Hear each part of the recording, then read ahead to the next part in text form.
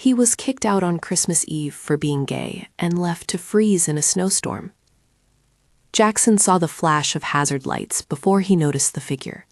A pair of shoulders hunched against wind, the hood of a thin jacket flapping like a small black flag, a backpack half buried by drifts that had swallowed the shoulder of the county road. The old pickup coughed through the white and then slowed.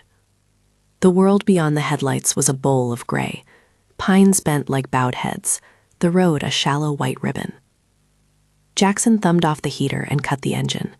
The sudden silence was loud, a low ringing he'd learned to listen to over the years since Daniel's funeral, the kind of silence that keeps the heart awake long after the house has gone dark. He climbed out into the air and it hit him like a promise, cold enough to make her face feel alive again, wind tasting of snow and wood smoke. The young man was shivering, shoulders drawn in, arms wrapped around himself like he could hold his warmth inside his body. He looked almost too small for the world. When their eyes met, the boy, maybe 21, swallowed and tried a smile that dissolved straight away. "Need a hand?" Jackson asked. His voice had the slow cadence of someone who had done things the hard way and kept the simpler reflexes. Check for hypothermia, get them out of the wind, find shelter. "My phone's dead," the kid said. His voice was raw, like he'd been speaking too fast or had held his breath. I got kicked out. My dad dropped me off about an hour ago." Jackson's jaw tightened, not with anger at the boy, but with a cold familiarity, the look people give when they've seen life do cruel, small things. He lifted the backpack. It was light, probably with a few clothes, maybe a sketchbook, judging by the soft, worn corner that poked out. "Come on, house is a mile up. Can you walk?" They moved together, steps loud in the snow. The boy nearly slipped twice, and each time Jackson slid an arm under his shoulder, steadying him with a kind, effortless strength. Up close, the kid's face was raw from the wind, cheeks pinked and speckled, hair black as midnight plastered to his forehead in frozen strands. When he finally looked up, the boy's blue eyes were huge, an expression that didn't suit the weather, more like a lighthouse scanning for shore. "Name's Finn," he said, voice small in the night.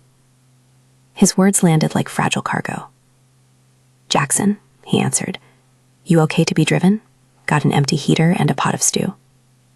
Finn's laugh came as a surprised exhale. "That sounds like luxury."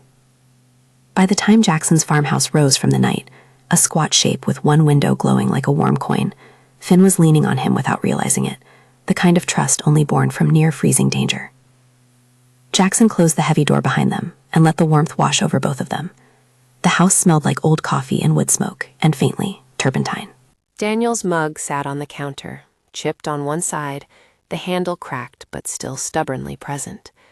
Jackson glanced at it and then away, a small apology to the ghost he lived with. Finn's teeth chattered for a long while in front of the stove, the kettle singing in a thin, high note. Jackson draped a blanket over the boy's shoulders and poured coffee into a chipped mug. "You hungry?" he asked, not making any promises about a gourmet meal, but a fat stew. Finn nodded. "Anything helps. Thank you. My dad left me at the county line, said I was on my own, said I ruined his Christmas." Jackson watched him fold into the chair, hands cupped around the mug like it was the last warm thing on earth. He had seen many kinds of abandonment in his years as a deputy before he left the force. Battered spouses, broken promises, kids trapped in cycles that never learned to be kind. He had also seen the ache that followed someone when their home wasn't a place of safety. There was a recognition there, an ache that sat in the middle of his ribs like an old coal. "You from around here?" Jackson asked, careful and plain. "Used to be," Finn said. "Dad lives out that way." He pointed with a thumb toward the dark. "Robert Holloway." Jackson felt the name like a light brush across a fresh scar.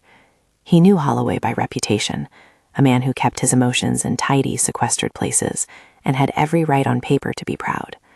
Loyal to his image, he had been kinder to his cattle than his son. "Holloway," Jackson repeated softly. He set the mug down and cleared some space on the small kitchen table. "You can sleep on the couch tonight. I'll give you some dry clothes."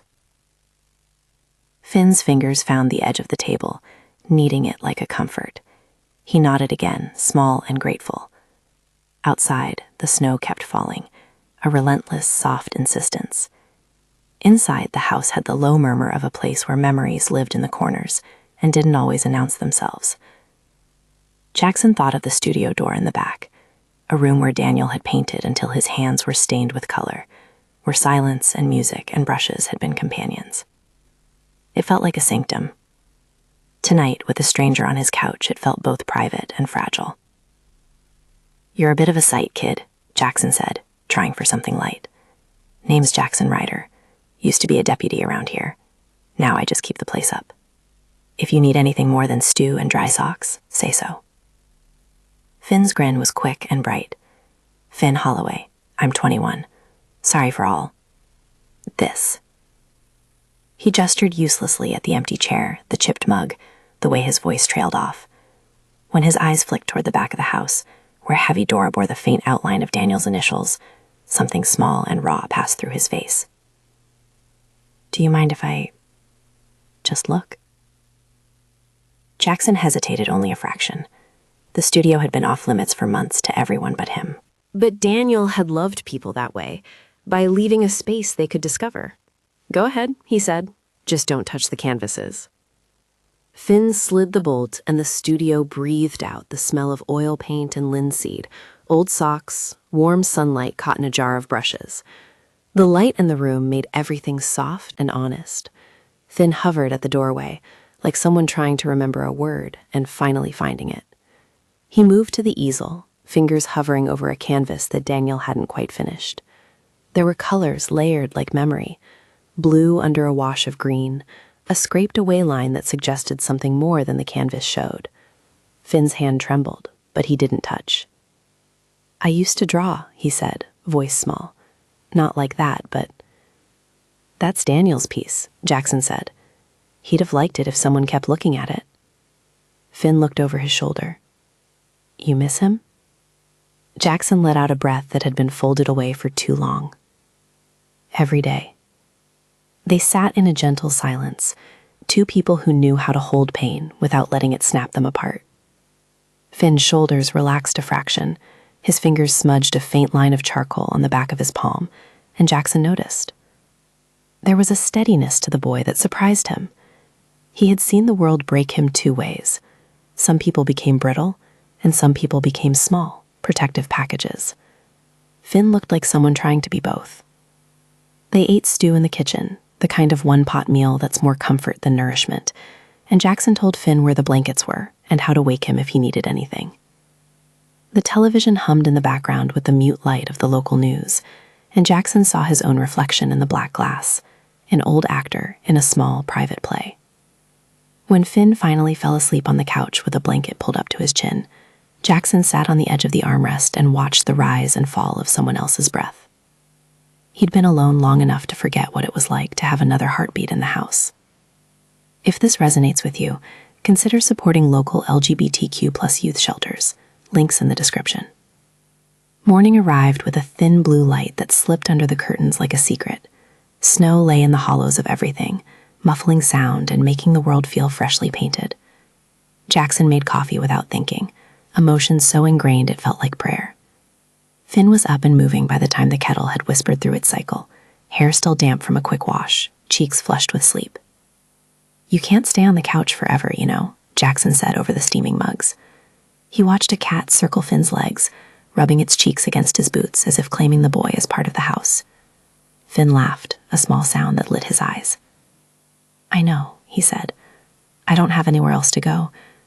Shelter, the town place, is—" He stopped. There was a look that passed over him, the kind that marks people who have learned the world can be worse than a cold night. "I can't go there, not right now." Jackson folded his hands. The problem with small towns was that everyone knew the bodies of everyone else, all their edges and bruises. The county shelter was fine for some, but full, bureaucratic, and sometimes cruel in a way that wore on the soul. Finn was an adult, 21 by the calendar. That meant the county's hands were limited in what they could do, unless there was a legal guardian or a medical emergency. The sheriff could make a noise about it, but he couldn't make someone keep a son they had chosen to abandon. It was moments like these that a man like Jackson, used to the blunt instruments of law, had to do the slow, human work. He called Sheriff Miller, his voice steady as he explained the situation. Miller arrived 15 minutes later in a truck that had seen too many winters and too many funerals. The sheriff had known Jackson for years. He was a man who traded his badge for a quieter life, but not his moral instincts. "That's Holloway's boy," Miller said, once they'd explained again. He had a plain face where the years had drawn lines of both laughter and worry. "Can't make Holloway take him back, but abandoning someone on a county road in a storm is a charge. Reckless endangerment, maybe a misdemeanor that can stick. We'll look into it." Finn flinched at the word charge, like it was a bell that could mean anything from justice to more hurt. "You bust him?" he asked, the question abandoned for want of better words. Miller's expression was careful. "We'll do what the law allows. For now, you're with Jackson. He's offering shelter. That's good. Keeps you safe. We'll get some paperwork sorted and see what the DA wants to do." Jackson felt both relief and the old stubborn ache that came with systems that took their time. He'd been on the end of a badge before.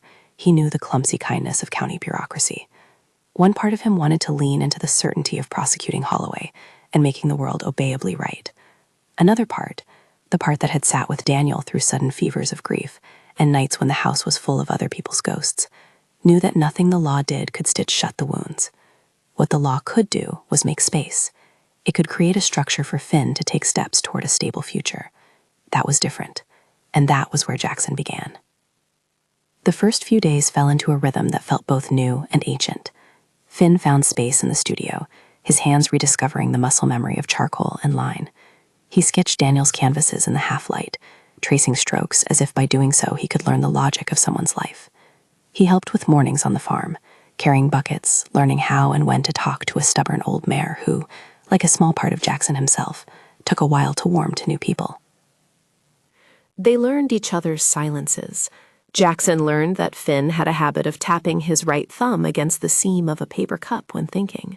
Finn learned that Jackson kept an extra blanket folded into the oven closet, a small ritual his partner Daniel had started in case someone came to the house cold, and Jackson had never stopped carrying the habit. Those small things became the connective tissue. But not everyone in town folded easily around new arrangements. Whispers followed them like birds. The feed from the co-op seemed colder. A few neighbors smiled tightly. Jackson did not mind the look so much as he worried about Finn noticing them. The boy, despite his bravery, flinched at raised voices and avoided big social spaces. He wore a coat like armor and kept his head down at the grocery store. Then the sheriff called Jackson to the station one afternoon with news. There was been a witness who had seen Robert Holloway's truck at the county line. Holloway had been stopped by a traveling deputy and had been adamant that the young man could find his own way. Miller's voice over the phone had been flat with official duty. "We can charge him with reckless endangerment," he said, "but the DA will want evidence he's put Finn in immediate danger. That will be at the hearing." Finn's hands drew an anxious circle on the sleeve of his sweater. I don't want to press charges," he said.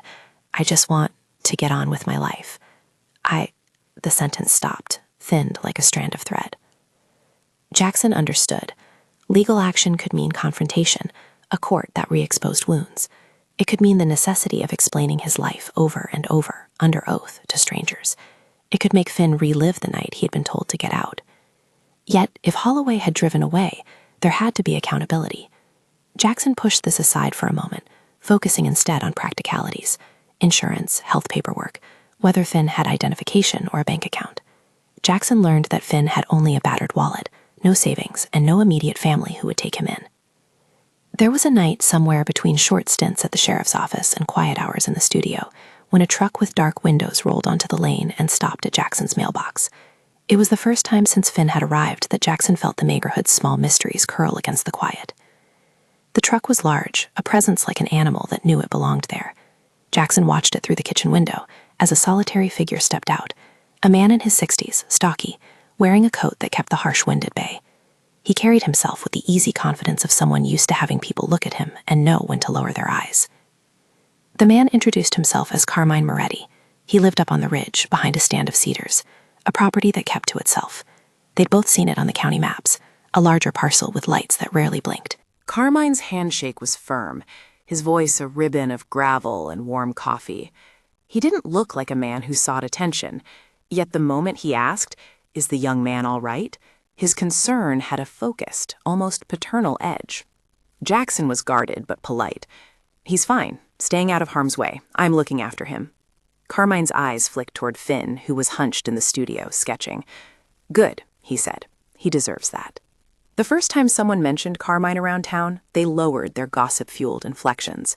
Sheriff Miller had once said, with a tired smile, "Carmine keeps to himself. He doesn't make waves. He pays his taxes and his staff, and he keeps his nose pointed away from trouble." It was the kind of description that both hid things and said nothing. Over the following days, rumors trickled like seeped coffee. Carmine owned a few local businesses, mostly farms and a grocery that smelled of cinnamon in winter. An older woman at the feed store called him a good man when he helped her with a delivery. A high school teacher mentioned offhand that Carmine had sponsored the art program years ago. It was all brushstrokes rather than a portrait. Then, during dinner one night, Carmine said something that silenced Jackson in a way no winter wind had. They'd been sitting at Jackson's table, stew between them, Finn sketching quietly, when Carmine took a slow breath and said, "I heard about Holloway. I wanted to help." Jackson blinked. "Help how?" he asked. It was a careful question. Offers of help often had strings in small towns. "By helping Finn get legal counsel," Carmine said, "and by making sure he has a place to sleep that won't collapse under him next month." There was no flash of theatrical generosity in his words. They were practical and deliberate. "I have resources. I don't do things that end with people getting hurt, but I know how to make sure doors open." Jackson watched Carmine's hands, calloused and certain. He felt the old reflex to choose suspicion. He had spent a career reading people and their small betrayals. Yet there was something in the way the man watched Finn, not possessive, not leering, but a steadied care like someone used to weighing risks and deciding to act. It didn't erase the other half of the town's gossip. Carmine's past, the whispers he couldn't scrub, hovered in the edges like a shadow. "Why help?" Finn asked, his voice brittle and honest. "Why get involved?" Carmine's mouth curved into a small, private smile. He set down his spoon. "Because," he said, "when I was younger, I did things that made me believe I could only protect people by keeping them small and close. That was a lie. People need to stand tall. If I can quietly lift a corner of the world so someone else can breathe, I'm going to do it." He didn't talk about specifics. Carmine was careful with his words, like someone who had learned the cost of too much confession. He offered a discreet, professional lawyer he trusted, an attorney who specialized in family and juvenile matters, who could work within the county system without theater. He offered funds, quietly routed through a foundation he set up some years ago that favored art scholarships and youth services. He offered to help Finn get into local art classes, to pay for supplies, to connect him to a landlord who was known to be fair and kind. Every offer was framed as a tool, a service, not a favor to be glorified. "You don't have to take anything you don't want," Carmine insisted. "Jackson won't be replaced. I'm just willing to help." Jackson felt the inside of his chest warm in the way smoke warms a winter porch. He was used to being the last person people expected to ask for kindness, but accepting help was harder than giving it. He thought of Daniel, of how Daniel used to insist that pride was dangerous when it got in the way of help. That night, sitting at the table, he realized he was letting a new chapter start, not because he wanted to be indebted, but because he wanted Finn to have options. The presence of Carmine's help shifted things, and not always in quiet ways. The town noticed. People whispered at the feed store about why Carmine was suddenly writing checks for an urchin on a stranger's couch. They wondered what strings might be attached. In a place where mouths worked fast and reputations were currency, the idea that a man with an opaque past had stepped in to assist a young gay man on Christmas Eve became a small, combustible rumor. Jackson felt the tension like a pressure under his skin. He had to protect Finn, not only from the winter, but from the ways people could weaponize whispers into obstacles. He met with the lawyer Carmine had arranged, a woman named Elise who had a soft, ferocious competency. Elise explained the practical steps. Charge Holloway with reckless endangerment would need witness statements and proof of abandonment. The county could pursue it. Parallel to that, Elise could help secure a housing contract, a private lease that would make Finn a tenant with rights, and assist in connecting him to arts programming. It was the sort of bureaucratic scaffolding that made people breathe easier. "You're doing this because it's the right thing," Jackson told Elise, blunt and plain. "It's the legal thing," she replied, And sometimes the legal thing is the right thing. They overlap more often than people like to think. Holloway did not go quietly. In court, his face was the color of old wood. He insisted it had been a quarrel, that he'd been in a hurry and had left Finn with a few bills and told him to find his own way. People argued in low voices. Finn, when he was brought to testify, looked small on the stand, but spoke with a clarity that made the town's breath hitch. He explained the way the truck had dropped him, the way his father had said he had ruined the holiday, the sharp, bright abandonment of an adult being told to find the road alone at night. The judge's expression folded into something like sadness. Holloway faced a misdemeanor charge and community service. The court ordered him to attend parenting classes and to stay away from Finn for a period to prevent further contact that might prove harmful. There would be no flashy headlines, no outperforming blow-by-blow, but the legal consequences existed, small, measurable pushes towards accountability. The arrest had been a moment of clinical justice. It didn't salve every wound. Finn had to recount the night with a precision that hurt, and the aftermath demanded he step into an adult life that had no clear map. There were quiet conflicts, too. Some of the town's conservative folk raised brows at the idea of Finn staying with Jackson. "He's a man of the cloth," one woman had said to another at choir practice, meaning Jackson's long silence since Daniel's death, a paused life that looked like faithfulness to an old love. Why would he take on a young man who isn't family? But others stepped forward, in small ways that meant more than words. The woman who ran the corner store brought over a bag of thick socks. The high school art teacher sent him an envelope with a voucher for classes. Sheriff Miller, who kept the law as a careful neighbor rather than an inflexible judge, made sure Finn had a steady presence in the public record, a sign that someone had his back. Carmine handled his involvement like someone wearing work gloves, efficient, not showy. He was present in a way that made people uneasy and grateful in the same breath.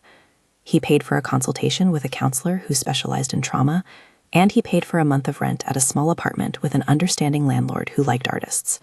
He quietly arranged for Finn to get a small scholarship to the county's art program. None of it was headline-making.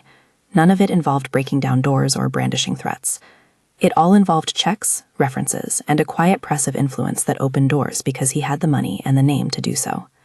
There were whispers that he could have made things happen faster, that he had the clout to make more dramatic changes.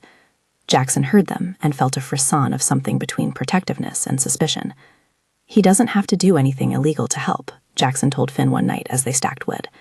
"Sometimes the biggest favors are the ones that involve patience." Finn looked at him, the light fading into the long, slow dusk. "Do you trust him?" Jackson considered. Trust came from watching actions pile up against words. Carmine had kept his word, delivered legal counsel, paid for classes, and yet there was the past that seemed to follow the man's name like a long shadow. "I trust that he keeps his word." As for everything else, time will tell. The relationship between Jackson and Finn deepened in the small, ordinary ways that make a house into a home.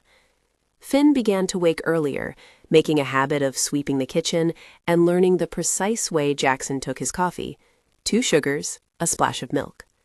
He learned how to braid the mare's mane so it wouldn't tangle in the cold. Jackson taught him how to check the oil and how to read weather from the sky. Finn, in return, painted the small, stubborn parts of the house: the curve of the mantel, the chipped mug with Daniel's initials, the view from the back porch where the ranch's fence dipped into a stand of birch trees. He painted the landscape like someone learning how to hold the world at arm's length and then bring it close. Their affection grew like a slow thaw, sudden in its progress, inevitable when it came. There were shared silences that felt like conversation, and a first kiss that came as they stood on the porch one evening, watching a winter sunset slice the sky into crimson and brass. Finn's fingers were still sticky with paint. Jackson's hands smelled of hay, and the particular clean scent of someone who'd been working outside for too long. The kiss was small and tender, not the sudden conflagration of a romance novel, but the honest, cautious press of 2 people deciding to risk again. "It doesn't erase Daniel," Jackson said softly afterward, when Finn's head lay against his shoulder, the studio's light warm behind them. "It doesn't mean I loved him any less. It just means my heart has more room now." Finn's answer was a quiet one. "I don't want to replace him. I want to be with you. The weeks moved forward with a gentle momentum. Finn started classes in the town's art studio, learning to stretch canvases and to work with oils. He sold a small sketch to a local cafe, and for the first time since he was a child, had a little money in his pocket.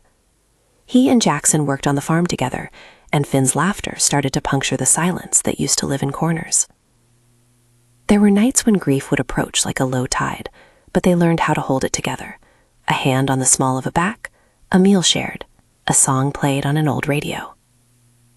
Then came the day the town had been murmuring about beneath its breath, a small community meeting, called to discuss what to do about the increase in youth leaving home and the burden on the county shelter. Jackson hadn't liked the idea of his private life becoming public fodder, but he went because Finn wanted him to, and because the problems were larger than one family. Carmine arrived, as he often did now, with a small envelope and an even smaller, polite smile. He took a seat and listened. When it was his turn to speak, he didn't make a spectacle.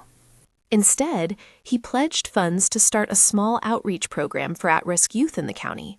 A weatherproof aid box stocked with blankets, maps, hotline numbers, and an extra pair of boots. A modest grant to the local art program to subsidize classes.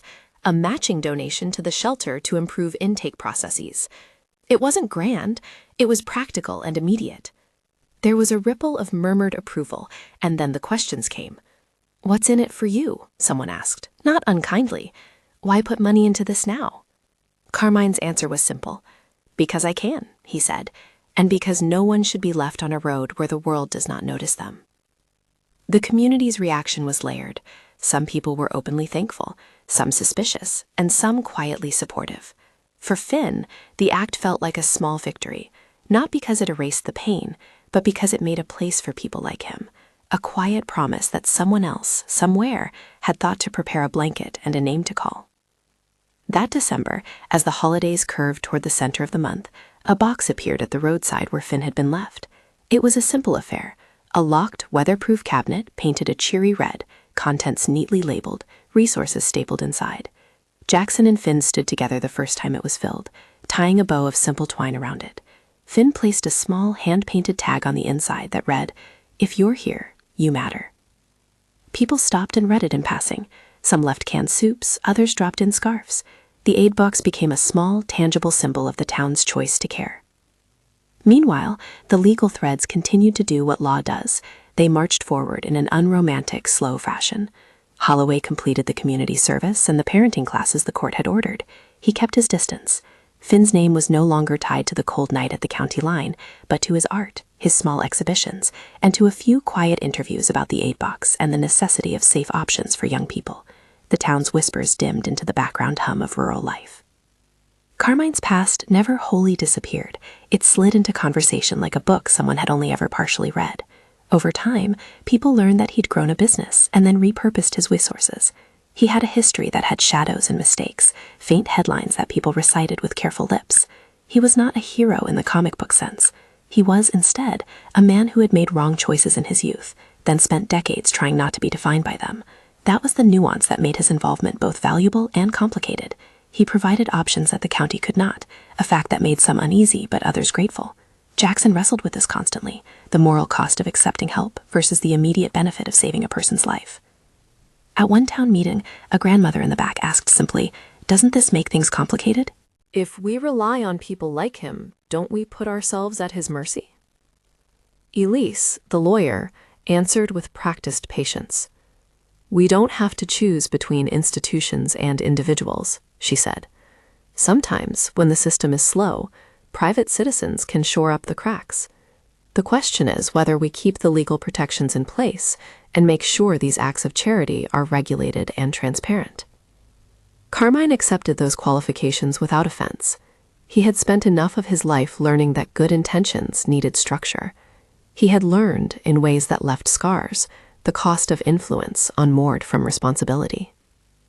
Time, perhaps the most democratic force in the world, did what it always does. It shifted the proportions of things. The house felt more like a home. Finn's art began to win small prizes at the county fair.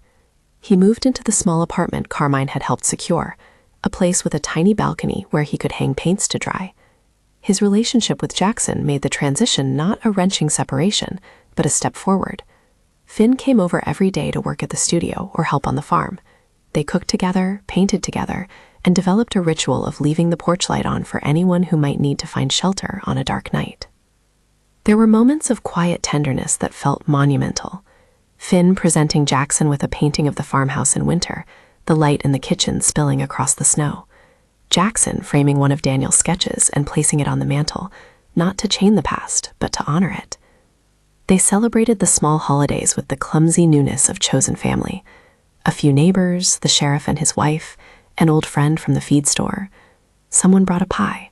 Someone else strung a crooked line of colored lights around the porch. It was imperfect and honest. Carmine kept his distance on the personal side, but he was there for the real things. A checking account opened for Finn, a payment to cover a semester of art classes, a call to an old contact to open the possibility for a part-time gig at one of his stores so Finn could have steady work. He met Jackson one evening after dark on the porch and said, "You did right by him. He needed someone who would actually show up." "You could have done worse," Jackson said. He didn't mean it as an accusation. The words were an acknowledgement. The past had people who had done worse. They had also made sure to let those people know there were lines to be respected. "Perhaps," Carmine allowed. He squinted into the dark. "But I chose this. People can change. That's all. It just takes a long time." On a spring afternoon, when the snow had finally left the fields and the first crocuses were poking through the warming earth, Finn announced that a local gallery wanted to show a few pieces. The gallery was a small, sunlit place downtown, full of varnish and the low hum of people deciding what would hang on their walls. Jackson stood at the back, watching Finn move between friends and admirers with a comfortable stride that had not existed a year ago. Finn's work, small, precise studies of the farmhouse, the mare, the studio's light, seemed to catch a kind of quiet joy that made older folks stop and smile. When Finn looked at Jackson across the room, there was a bright, unhidden pride in his face. It was there, in public and then later in the kitchen, that their relationship moved into deeper territory. They spoke honestly about what the future might look like. Could Finn be added to the farm's name someday? Could they build a life together that did not mean sacrificing one memory for another? Jackson, careful and practical, said, "I can't promise a beautifully wrapped life. I can't promise money or certainty. But I can promise we won't send you out on a road at night." Finn reached across the table and took Jackson's hand. "That's enough," he said, and when he smiled, there was light in it that warmed the whole room. They married their ordinary lives with plain rituals. There was no courthouse display of defiance, no broadcast of declarations. They held a small gathering on the lawn with a string of lights and pies, a toast from Sheriff Miller, a modest speech from Elise about how the law sometimes opens up space and how people sometimes choose to fill it with something better. Carmine stood on the edge of the gathering, a quiet presence. Finn and Jackson introduced him properly to their friends, and the man nodded, a small, private smile. Whatever the town had thought of Carmine's past, his present had been one of practical kindness. He never bribed, he didn't make himself the center. He used his resources in ways that fit legal and ethical lines. People argued about it sometimes and whispered about it behind closed doors, but most were content to measure the result. A young man safe, a studio alive with paint, a house full of small, contentious kindnesses. In time, Finn's work began to do what honest work often does. It made him visible. The gallery shows bought him modest attention. A small regional magazine ran a piece about rural artists and featured his painting of the red aid box at the roadside. He used his small platform not to preach, but to point people toward resources. The hotline, the shelter's improved intake line, the local art classes that had saved his afternoons from aimless wandering. Finn's voice was clear, but quiet. It was enough. The aid box, painted and repaired each season, became a little landmark. People left coats, food, and cheery notes inside. A small plaque near it read, in Finn's handwriting, "For anyone who needs a warm hand." Children in the neighborhood asked Finn to show them how to paint the letters, and he did, patient as a teacher. There were winters when Jackson would find him in the studio at odd hours, head bent, brushes sweeping lines like someone conversing with a ghost, and finding a reply. Sometimes Jackson would watch from the doorway and think of Daniel with an ache that never went away, a quiet and faithful ache. Other times he would stand behind Finn and feel something new, a sense of completion that didn't erase what had been lost, but folded it into a larger story. When Finn painted Jackson for the first time, a small portrait of him at the farmhouse window, light catching the scar near his eyebrow where a tree branch had once caught him in a fall, Jackson held it like something sacred. He hung it near Daniel's sketch, and for the first time in a long while, the mantel held more than one face. The house hummed with an odd, brave chorus: memory, grief, and love, coexisting without apology. At the center of all this, the neighbor who had once been a rumor, Carmine Moretti, moved through life more quietly than anyone expected. He continued to invest in the community, never seeking the spotlight. When someone asked what he'd done in his earlier life, he answered with a small confession that fit the honesty of someone who'd been given a second act. "I made mistakes," he said once, rubbing a scar on his knuckle. "I thought power meant control. I learned that it doesn't. It means responsibility." His voice didn't plead for absolution. He didn't want it. He wanted to show, through actions, that the past need not forever dictate the present. There was a consequence to his involvement, of course. People were more watchful of favors, more skeptical when a check changed lives. It was a fair skepticism. No single person should hold all the keys. That was why Elise and others insisted on structures: transparent funding, legal contracts for leases, oversight of scholarships. The community insisted on accountability not out of suspicion alone, but out of a desire to build something that would last beyond personality. Years later, when the farmhouse's porch light was a steady beacon and the aid box held the kind of abundance small towns cherish, Finn and Jackson would take a slow walk to the roadside. The aid box was secured. Finn had repainted it the color of cardinal berries. He added a small sign that listed the county's resources, local shelter contacts, and a hotline number in neat handwriting. Jackson watched him with the gentle pride of someone who had watched a sapling bend toward sun and then become a tree sturdy enough to shelter others. They stopped and stood for a while in the clean air, watching cars slip by, the small ritual complete. Finn leaned against Jackson, fingers lacing into his. "Do you ever think about that night?"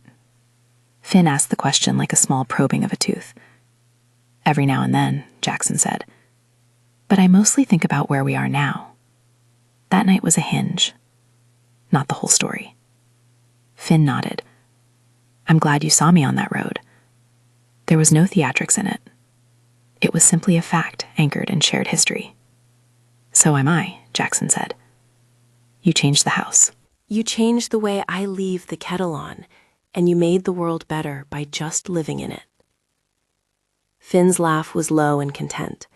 They walked back together, the farmhouse light ahead like a promise.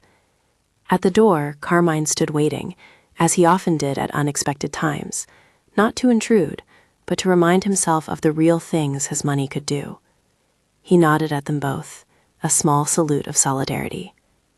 "Good work," he said, referring to the box, to the life they'd built, not claiming credit for anything more than the practical assistance he'd offered. There was no chest pounding, no grand gestures, just a man acknowledging that he'd done a thing that mattered. Jackson looked at him then, long and steady. "You helped," he said simply. "You didn't hurt." Carmine's mouth softened. "I didn't want to do harm. I wanted to make amends. That doesn't wipe the slate clean, that it's something." The years kept unspooling. People moved in and out of the town, new families replaced old ones. The small legion of the kind-hearted continued to do the work that never made headlines. Finn's art matured into something that made people feel less alone. Jackson grew older in the way small-town men do, with an easy stoop and more laugh in his eyes than were there before. They built rituals. A Thanksgiving where Jackson made Daniel's old stuffing and Finn brought a salad he'd learned to make from a neighbor. A Christmas where the tree was small but the gifts were meaningful. And once a year, on the anniversary of the night Finn had been found, they filled the aid box on the roadside with extra blankets and dry socks, and a note that said, "You're not alone." People who had been helped in the past would sometimes leave a small trinket or a note of thanks. The box became less and less about one family story and more a communal altar for kindness. One crisp evening, as the first snow dusted the fields like powdered sugar, Jackson and Finn stood in the light of the house, watching the world go quiet. They had a small tree inside with a few ornaments, some handmade from workshops Finn had helped run with the kids from town. They placed Daniel's favorite mug in a careful spot on the mantel, and then Finn produced a small canvas wrapped in brown paper. "It's yours. For everything." Jackson opened it, and the painting inside caught him off guard. It was a portrait of the road on the night they found Finn, hazard lights blinking, a soft smear of snow, the faint silhouette of a truck in the distance. But in the foreground, obvious and vital and human, was a figure leaning with strength into another. The light was painted like a promise. I felt something shift in my chest, not erase, but fold and hold. I set the painting on the mantel beside Daniel's sketch. The house held them both now, past and present, layered like fish scale feathers, protective and shining. The story that began at the side of a snowbound road didn't end in a neat bow. Things stayed complicated and good in roughly equal measure. The town still had its whispers. There were still nights when trouble flashed its teeth and required both sternness and compassion. Carmine remained a complicated figure, a past that was real and not to be forgotten, a man who chose to do good in a world that often offers easy, darker choices. The point wasn't that he was pure. The point was that choosing to help like he did carried a weight that mattered. On another Christmas Eve, years later, Finn and Jackson walked the lane and found a young man sitting at the edge of the road, hood pulled low, backpack beside him. Hazard lights blinked in the distance. Finn felt his throat tighten and remembered the way it had felt to be the one receiving a hand. He moved forward with Jackson at his side, instinctively reaching out with both the warmth of the stove and the certainty that someone would see him. They took him in, of course. They made stew, wrapped blankets, and offered a cup of coffee like an old promise. Finn sat beside the boy and spoke quietly, asking the things that mattered. The man looked up, and in his eyes, Finn saw his own once young fear and hope.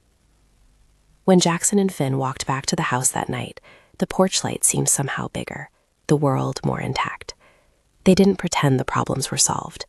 They knew that there would always be people who needed places to go, and people who would find help in surprising corners. They also knew that love didn't erase history, only made it bearable. If you feel moved by this story, please consider supporting local LGBT+ youth shelters and resources. Links in the description. The snow kept falling, soft as a promise. In the glow of the farmhouse, two lives braided together, one shaped by grief and memory, the other scarred by abandonment, both made stronger by the choice to protect and be protected. In a town that had once whispered about a man with a shadowed past, kindness took on a modest, stubborn identity. An aid box at the roadside, a scholarship for an art class, a warm bed on a cold night. The neighbor who was a rumor turned into someone who quietly did what he could with the weight he had, and the community learned that help could come from surprising places, so long as it was tempered by accountability and kindness. Under the string of lights on the porch, with the studio's windows glowing, Jackson and Finn sat down with mugs of coffee and watched the road, content that if someone needed them in the dark, they'd be there, with an extra blanket, a spare pair of boots, and the unshakable knowledge that family is sometimes found, sometimes built, and always worth protecting.